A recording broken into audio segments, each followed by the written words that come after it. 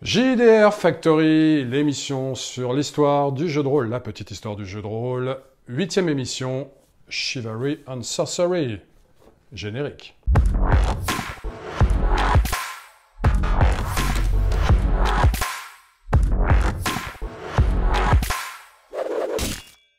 Bonjour à tous, 8e émission, Bonjour. Chivalry and Sorcery, salut Romain. Salut Farid. T'es là toi? On s'est pas déjà vu il y a pas Je longtemps crois. Hein, Pour un autre.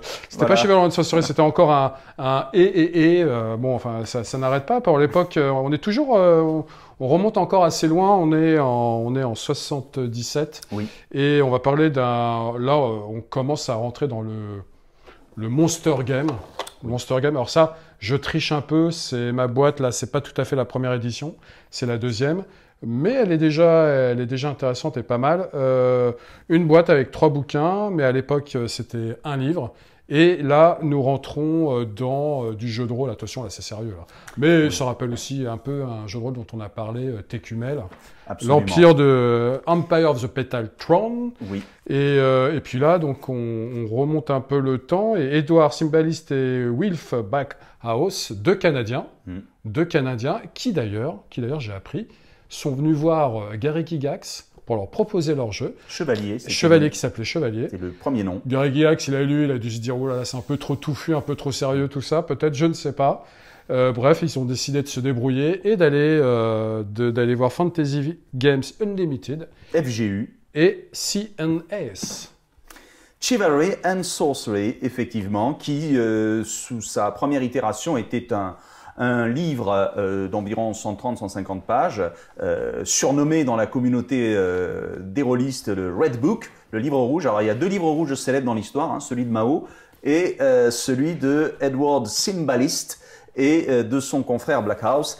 C'est un jeu qui effectivement veut se démarquer totalement de Donjons et Dragons.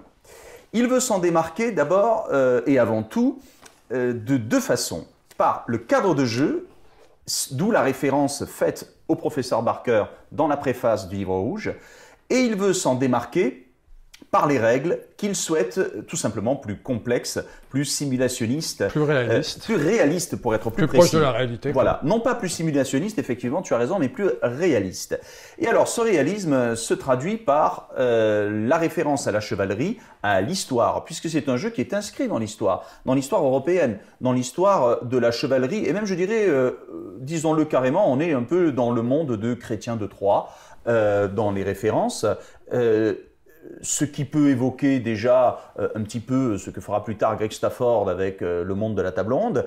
Mais justement, il y a encore un aspect que Symbalist a voulu ajouter, c'est que autant Tolkien est une source d'inspiration évidente pour Gygax, mais pas finalement si appliqué que cela dans Donjons et Dragons. On est plutôt chez Vance que chez Tolkien. Là, il y a carrément dans le livre rouge, pas dans la boîte que tu as montré, Farid, parce que les droits d'auteur avaient déjà frappé, mais dans le livre rouge, il y a des allusions à Tolkien, évidentes, puisqu'on peut jouer notamment des elfes Noldor, on peut jouer des hobbits, il y a des allusions à l'anneau unique, etc. Et au Nazgûl, à Ça, Sauron. c'est la fête. Les gars, ils récupèrent Ah comme oui, ça. oui, c'est la première adaptation dans l'histoire du jeu de rôle de la Terre du Milieu, c'est dans Chivalry and Sorcery, nommément et clairement indiqué.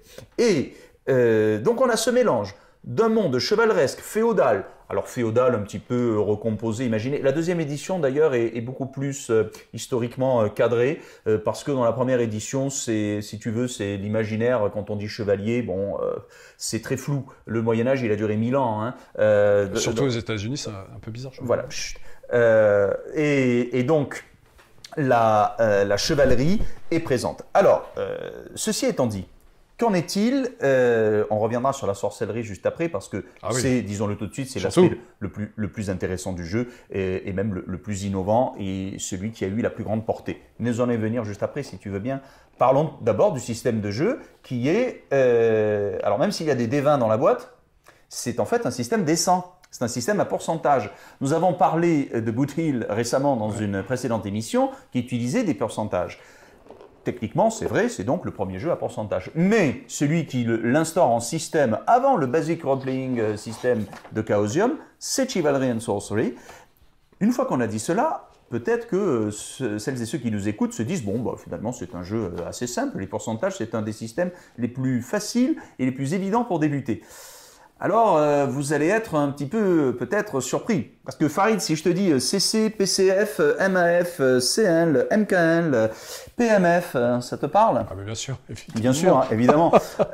Ce sont tous ces acronymes sont légion dans Chivalry and Sorcery. Les habitués de ce système, évidemment, savent de quoi je parle. Alors, le CC, c'est la capacité de transport, la carrying capacity, ce que tu peux porter. La MAF, c'est le military ability factor. Le PCF, c'est le personal combat factor. Pardon. Le CL, c'est le command level. Le MKL, c'est le magic level. Et le PMF, c'est le personal magic factor. Tous ces termes sont les bases, les briques qui permettent de construire tes chances de réussite. À cela, tu ajoutes quantité phénoménale de modificateurs et tu vas obtenir un système qui n'est pas complexe, mais qui peut-être manque, disons-le, en toute objectivité, de fluidité, et qui va s'adresser à des maîtres de jeu et des joueurs qui aiment ce degré de réalisme et de simulation. On trouve des éléments qui viennent de DD. L'alignement, par exemple. Mais qui est une valeur dans ce jeu. C'est une valeur entre 1 et 20. Alors, si vous avez 1, ça veut dire que vous êtes plutôt loyal. Et si vous avez 19, vous êtes plutôt chaotique. Voilà. Il y a également un système, je dirais, judéo-chrétien. Puisqu'on se place dans la chevalerie européenne française, la foi, par exemple, les clercs, c'est la foi en Dieu, le Dieu unique de la religion catholique. Dans les premières éditions, ça se limite à cela. Dans les éditions plus récentes, disons, non, ça ne se limitait pas à cela, mais les autres religions étaient vues de façon très superficielle. Dans les éditions plus récentes, le judaïsme, l'islam sont intégrés au système de jeu. Et donc alors vous voyez cet étrange mélange entre Tolkien et, je dirais, un référent historique. C'est un des premiers jeux d'ailleurs vraiment historiques, hein. Il n'y en a pas eu beaucoup avant, même aucun, qui veut s'intégrer historiquement avec des dates, des noms de lieux réels, et des siècles. Je n'en vois pas d'autres avant 1977. Peut-être Boot Hill en référence au western américain. Voilà, exactement. C'est donc aussi un des premiers jeux historiques. Et d'ailleurs, en parlant de système, même la création de personnages est assez pas complexe, mais assez touffu, avec environ plus d'une dizaine de caractéristiques: dextérité, constitution, force, sagesse, intelligence, bardic voice, la voix bardique. Oui, la voix bardique. L'apparence, la férocité, le charisme, la piété. Il y a même des caractéristiques secondaires comme le corps, le body, la fatigue. C'est quand même touffu. Et puis quelque chose qui m'a fait triper à la lecture du bouquin, c'est le signe astrologique. Oui, quand tu crées ton personnage, tu dois indiquer tu détermines plutôt par les dés sous quel signe tu es né, et il y a des signes qui vont être plus favorables à une classe qu'à d'autres. Et c'est un point assez amusant, disons-le, parce que justement, le cymbaliste et Backhouse voulaient sortir, je dirais, de ce qu'ils appelaient, attention, ce n'est pas moi qui le dis, mais un certain simplisme dans la représentation notamment du combat. C'est-à-dire qu'à DD, c'est un principe, c'est une philosophie, hein, c'est le principe de l'attrition et de la résilience. Système de combat très simple, à toi tu fais quoi, on passe à toi, chacun fait une action, et on a des ressources à gérer pour gérer plusieurs combats à la suite. Dans Chivalry and Sorcery, attention, ils anticipent sur Rollmaster, notamment, c'est-à-dire qu'un guerrier niveau 30 peut se faire tuer par une flèche tirée par un kobold de niveau 1. Il y a un système de gestion du combat qui prend en compte les points de fatigue. C'est une nouveauté, ça d'ailleurs, hein. C'est-à-dire qu'il n'y a pas que les points de vie, il y a aussi la fatigue, hein. Soulever ton épée à deux mains, ça va te fatiguer. Et ça va te fatiguer davantage que prendre ta petite dague, surtout si tu n'as pas d'armure. Donc il y a ce réalisme-là, en fonction de l'armure portée, en fonction de l'arme portée, des coups effectués, des adversaires rencontrés. C'est une nouveauté. On a également la possibilité de renverser son adversaire, ils appellent ça le bash. Bon, tout cela, c'est pour le combat. Ça rend le combat plus réaliste, beaucoup plus mortel. Et donc, on n'est pas dans une perspective de dungeon crawling. Eh bien, ça y est, je viens de comprendre. Space Opera, tu sais que c'est Symbalist, bien Space sûr. Opera, qui va sortir quelques à peu années près après, 3 ans plus tard. Pas très longtemps après. Ah, je commence à comprendre, en fait. Les gars, il était déjà dans les systèmes, les principes touffus, etc. Et qu'on retrouve pour ce jeu médiéval fantastique. Et quelque chose qui m'a marqué dans ce jeu, c'est la magie. Et alors ça, c'est son comparse Wilf Backhaus, donc germano-canadien, qui était enseignant, un spécialiste de la phénoménologie de Hume. Il a écrit des articles académiques. Hein. Et là, je vais m'arrêter sur une autre personne. C'est que ce système de magie est inspiré par un certain Isaac Bonewits. Alors, ce personnage, si vous faites une recherche sur lui, vous verrez qu'il est décédé dans les années 2000. Il se définissait comme un néo-druide, néo-païen, bon, un petit peu New Age. Il est, à ma connaissance, la seule personne qui ait eu un diplôme universitaire de la prestigieuse université de Berkeley, un Master of Arts en magie. D'accord. Oui. Okay. Et il a écrit un livre en 1971 qui a été un best-seller alors bien sûr pour les lecteurs et je dirais les adeptes de ce genre de théorie, qui s'appelle Real Magic, magie réelle, la vraie magie. Et il faut savoir que Isaac Bonewits a participé à GURPS de Steve Jackson, puisqu'il a écrit pour Steve Jackson Games, plus tard bien sûr, un ouvrage qui s'appelle Authentic Thaumaturgy, donc la thaumaturgie authentique, qui est un supplément pour le jeu de rôle GURPS. Et donc, qu'est-ce que c'est que cette Real Magic ? Eh bien, bon, vous l'avez compris, ce sont des personnes qui, Bonewits croit dans la magie ritualiste et dans la magie druidique, etc. Et un de ses admirateurs, Backhaus, donc, a décidé de théoriser en jeu cette magie. Et c'est là qu'interviennent des concepts qui vont avoir une gloire qui va dépasser les années 70. D'abord, la magie est appelée Magic, avec à la fin écrit CK.